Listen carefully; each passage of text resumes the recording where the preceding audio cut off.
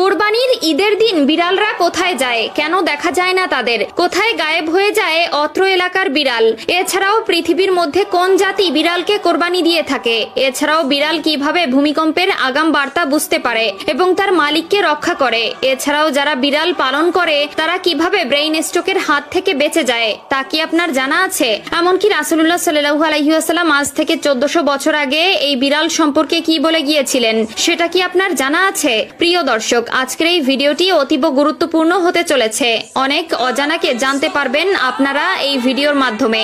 তবে তার আগে যদি আপনি বিড়াল পছন্দ করেন কিংবা আপনার বাসায় বিড়াল থেকে থাকে তবে খুশি মনে কমেন্ট করবেন আলহামদুলিল্লাহ, এবং এই আলহামদুলিল্লাহ বলার কারণটাও এখন আমি ব্যাখ্যা করব।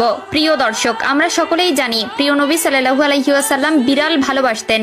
এই বিড়াল সম্পর্কে মহানবী সাল্লাল্লাহু আলাইহি ওয়াসাল্লাম কিছু হাদিস বলে গেছেন আমাদের, যার মধ্যে রাসূলুল্লাহ সাল্লাল্লাহু আলাইহি ওয়াসাল্লাম আবু দাউদ শরীফের 754 নম্বর হাদিসে ও তিরমিজি শরীফের 92তম হাদিসে বলেন, বিড়াল কোনো অপবিত্র প্রাণী নয়, বরং এটি তোমাদের গৃহপালিত প্রাণী। এছাড়াও রাসূলুল্লাহ সাল্লাল্লাহু আলাইহি ওয়াসাল্লাম আমাদেরকে বিড়ালের প্রতি দয়া করা নিয়ে একটি ভয়ানক হাদিস বলে গেছেন, যেটা সহিহ বুখারীর হাদিস নম্বর 3318 এবং সহিহ মুসলিমের হাদিস নম্বর 5717তে বলা হয়েছে, একবার রাসূলুল্লাহ সাল্লাল্লাহু আলাইহি ওয়াসাল্লাম এক মহিলার কথা উল্লেখ করলেন যে একটি বিড়ালকে বন্দী করে রাখায় তার উপর আযাব হয়েছিল, কারণ সে বিড়ালটিকে খেতে দেয়নি এবং মুক্তও করেনি যাতে নিজের খাদ্য সংগ্রহ করতে পারে। এছাড়াও আধুনিক গবেষণায় উঠে এসেছে যারা বিড়াল পালন করে বিড়ালকে ভালোবাসে ব্রেইন স্ট্রোক এবং হার্ট অ্যাটাকের সংখ্যা কমে যায়।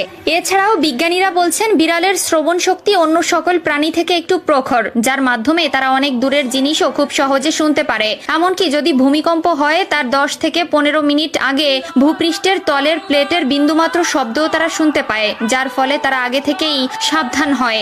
আধুনিক বিজ্ঞান গবেষণা করে আরো পেয়েছে যে যারা অল্পতেই নেগেটিভ মাইন্ডেড হয়ে পড়ে তাদের সামনে যদি সেই সময় কোনো বিড়াল ছেড়ে দেওয়া হয় কিংবা সেই ব্যক্তির পোষা বিড়াল থেকে থাকে তবে সেই বিড়ালের দিকে তাকালেই নেগেটিভিটি কেটে যায়। এছাড়াও যারা কালো জাদু করে বা কালো জাদু অধ্যয়নরত অবস্থায় থাকে তারা তাদের এই শক্তিকে বৃদ্ধি করার জন্য কালো রঙের কোনো বিড়াল পেলেই সেটি কোরবানি করে দেয়। তাদের বিশ্বাস এটি কালো জাদুকে আরো প্রখর করে তোলে এবং কোরবানির ঈদের দিন তেমন একটি বিড়াল দেখা যায় না। এর কারণ হলো বৈজ্ঞানিক গবেষণায় উঠে এসেছে যে বিড়ালের খাদ্য হজম শক্তি কম থাকায় আঁশ জাতীয় খাদ্য হজমে বেগ পেতে হয়, যার ফলে কোরবানির ঈদের কয়েকদিন মাছ মাংসের হাড়গোড় এমনকি মাংস অত্যাধিক পরিমাণে খাবার ফলে তাদের বমি সহ বদ হজম হয় এবং তখন তাদের কাঁচা সবুজ ঘাস খাওয়ার প্রয়োজন পড়ে, যার ফলে তারা লোকালয় ছেড়ে নির্জন এলাকায় ঢুকে ঘাস খায় এবং বিশ্রাম নেয়। তাই প্রিয় দর্শক, বিড়ালের এত গুণাগুণ জানার পরেও যদি কেউ বিড়ালকে ঘৃণা করে তবে সে মূর্খ ছাড়া আর কিছু নয়। তাই তাদের বিড়াল পছন্দের বা যাদের বাসায় বিড়াল আছে